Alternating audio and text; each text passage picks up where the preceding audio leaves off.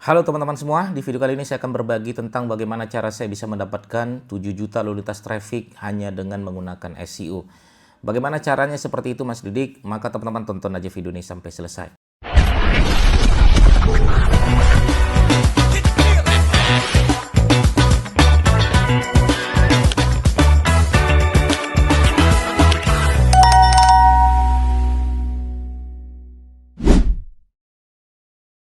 Oke, teman-teman sekalian, bagi teman-teman yang saat ini berjuang dengan SEO ya, kenapa sih sebenarnya SEO gitu? Kenapa tidak menggunakan teknik-teknik yang lain? Kita juga main dengan teknik yang lain, teman-teman. Saya juga main Google Ads, Facebook Ads, TikTok Ads, Instagram Ads ya, dan lain sebagainya. Tapi karena positioning saya adalah SEO, maka saya akan lebih banyak membahas tentang SEO ya. Di video kali ini saya pengen berbagi teman-teman tentang bagaimana cara saya bisa mendapatkan 7 juta lalu lintas traffic ya, hanya dengan menggunakan SEO.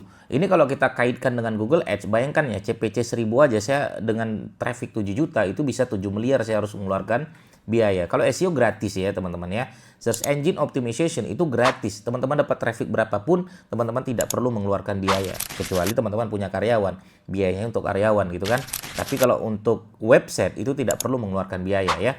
Oke, kita akan bedah teman-teman sekalian. Pertama adalah teman-teman pastikan ya memiliki website blog ya. Website blog ini dalam artian teman-teman pastikan dengan, kalau saya install dengan WordPress ya, install dengan WordPress. Website blog ini seperti apa sih Mas Didik? Ya bukan website berbasis landing page ya, tapi emang websitenya ini adalah emang website blog ya. Teman-teman bisa bikin konten di situ, teman-teman bisa meramaikan dalam bentuk konten-konten di dalam website tersebut ya. Oke, pastikan punya website dulu ya. Kenapa sih Mas Didik memilih WordPress gitu, tidak yang lain gitu?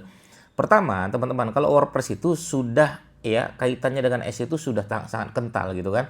Ya banyak plugin-plugin pendukung SEO di sana, ada SEO Yoast gitu kan, ada Rank Match ya, ada all-in-one SEO dan lain sebagainya. Oke, nah pastikan teman-teman memiliki website dulu nih ya. Itu yang pertama. Yang kedua, apa sih yang harus kita bahas Mas Didik? Nah, yang perlu kita bedah teman-teman sekalian, itu ada 3 ya untuk website teman-teman sekalian. Ini nanti bisa dikaitkan ya, bisa dikaitkan. Pertama adalah namanya konten viral teman-teman sekalian. Kalau emang niche teman-teman sekalian adalah fokusnya adalah tentang kesehatan dan viralnya tentang kesehatan saran saya teman-teman segera bahas ya. Karena konten viral ini adalah konten yang bisa mendapatkan lalu lintas traffic yang cukup besar. Ya ada mungkin teman-teman pernah lihat status saya di Facebook ya, saya pernah membongkar saya main di konten viral ya, kemudian langsung terindeks, itu hitungan setengah jam itu sudah dapat 250.000 lalu lintas traffic gitu kan. Nah ini juga teman-teman harus bisa memahami konten viral siapa cepat dia yang dapat. Ya, maka teman-teman kalau ada yang viral dan itu adalah emang tema kita, emang niche kita, segera bahas saran saya. Segera bahas ya, segera. Itu konten viral. Yang kedua adalah konten relate. Konten relate itu seperti apa Mas Didi? Konten relate itu teman-teman nanti bisa bedah website teman-teman sekalian. Bagaimana kalau saya bahas tentang A, apakah emang relate saat ini gitu kan? Misalnya ini kita bahas tentang Ramadan. Ramadan ini belum saatnya kita bahas gitu kan. Tapi entar lagi bulan depan saran saya sudah mulai dibahas tuh. Bagaimana persiapan Ramadan ya. Kalau emang temanya adalah Ramadan gitu kan. Kalau enggak usah. Nah yang ketiga adalah evergreen. Nah evergreen ini ya konten yang bisa dibedah, yang bisa dibahas kapanpun dan dimanapun.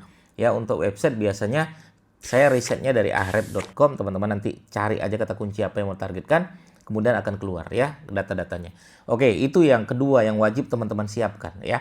Yang ketiga, untuk website saran saya satu niche, satu tema, satu website. Saya tekankan sekali lagi pada teman-teman sekalian, satu niche, satu tema, satu website. Jangan gaduh-gaduh. Ya, kalau websitenya adalah tentang kesehatan, ya udah tentang kesehatan. Websitenya adalah tentang agama. Jangan tiba-tiba agama, tiba-tiba ngomongin kesehatan. Tiba-tiba ngomongin tentang politik, tiba-tiba jualan durian gitu kan. Nah, saran saya fokus saja satu niche, satu tema, satu website. Ya. Misal website teman-teman sekalian adalah misalnya nih ya. Anggaplah websitenya misalnya website jualan, gak ada masalah ya. Website jualan, saya jualannya adalah tentang ini Mas Didik, sekolah misalnya ya. Saya ada sekolah SD dan SMP ya. Nah, oke. Misalnya sekolah, sudah bahas tentang kurikulum sekolah. Ya, apa saja kurikulumnya? Kurikulum sekolah misalnya bagaimana siswa berprestasi. Cerita cara menjadi siswa berprestasi. Kemudian anaknya di sekolah tersebut ada program Hafiz Quran misalnya. Sudah cara bisa menghafal cepat. Ya, cara agar bisa mempertahankan hafalan. Siapa memberikan informasi tersebut? Website teman-teman sekalian. Jadi satu website, satu niche, satu tema. Jangan gaduh-gaduh. Walaupun nanti sub kategorinya banyak, tapi tetap temanya sama. Oke, misalnya tentang sekolah, kategorinya ada hafalan Quran, ada tentang siswa berprestasi, ada SD, ada SMP, ada kurikulum. Ya itu kan masih satu need, satu tema, nggak ada masalah. Oke, gitu ya. Itu teman-teman yang wajib teman-teman pahami. Yang keempat, nah saran saya hindari namanya duplikat konten.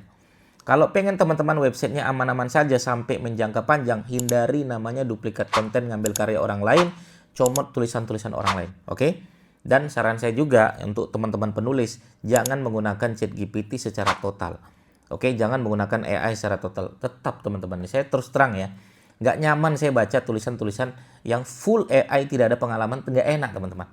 Terus terang, ya. Cobalah teman-teman ya, chatting aja sama WA yang isinya AI, nggak nyaman.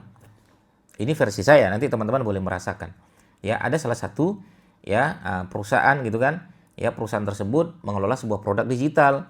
Kemudian saya produk digitalnya ada bermasalah nih.